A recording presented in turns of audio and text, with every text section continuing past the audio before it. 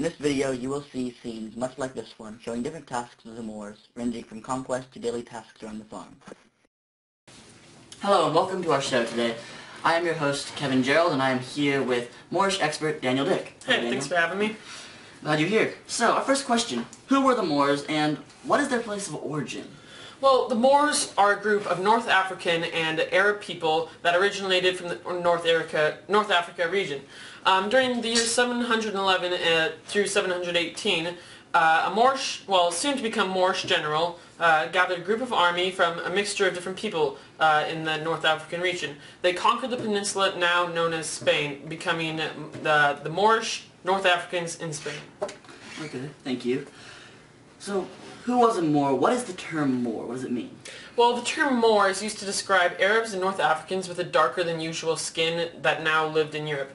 Once the Moorish general conquered Spain and created a Moorish area in Europe, their citizens, also called Moors, immigrated from North Africa to Europe. Okay, that makes sense. Welcome back to our show. We're still here with Moorish expert Daniel Dick.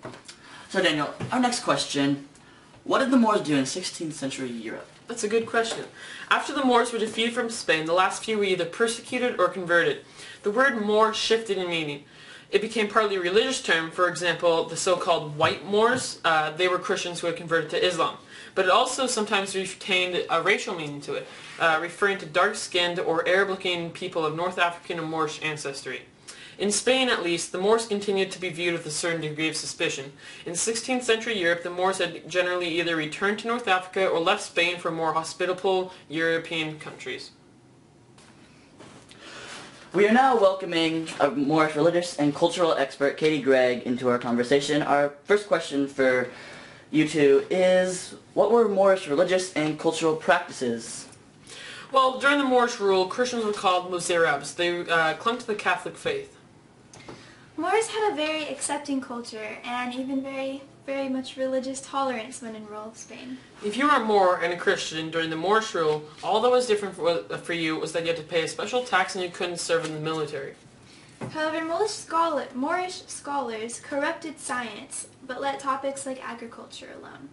They degraded chemistry into alchemy and turned astronomy into astrology. They built the Alhambra in Granada, Spain, which is the most famous building, and it's still standing today.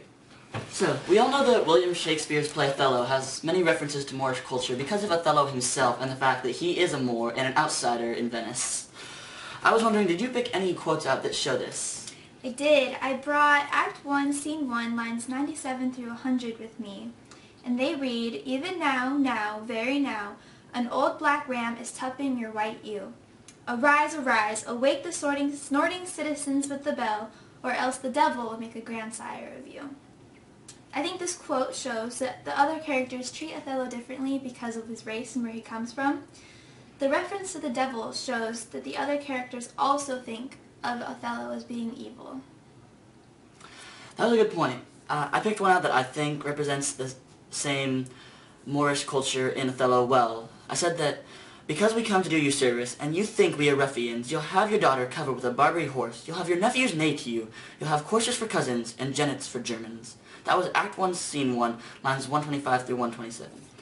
I said that this quote shows that the others think of Othello as an outsider, and possibly even a subhuman creature, because they make so many animalistic references to him and say that any offsprings of him would also probably be animals.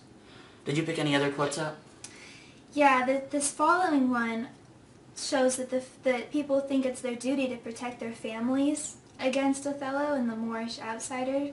They think he brings impurity to the town and that it might even spread to their families. So, Act 1, Scene 2, lines 119 to 124 reads, "The Duke himself, or any of my brothers of the state, cannot but feel this wrong as 'twere their own.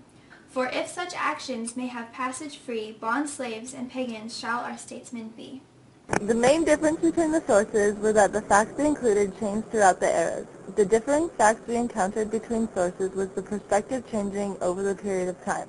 During some centuries they were ruling, while others they were attacking, and in some cases they weren't even in Europe. Knowledge of the Moors helps us understand Othello because we can see where Othello comes from and why others treat him the way that they do.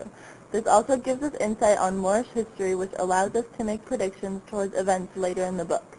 We also can use this knowledge to predict how certain situations regarding Othello would play out.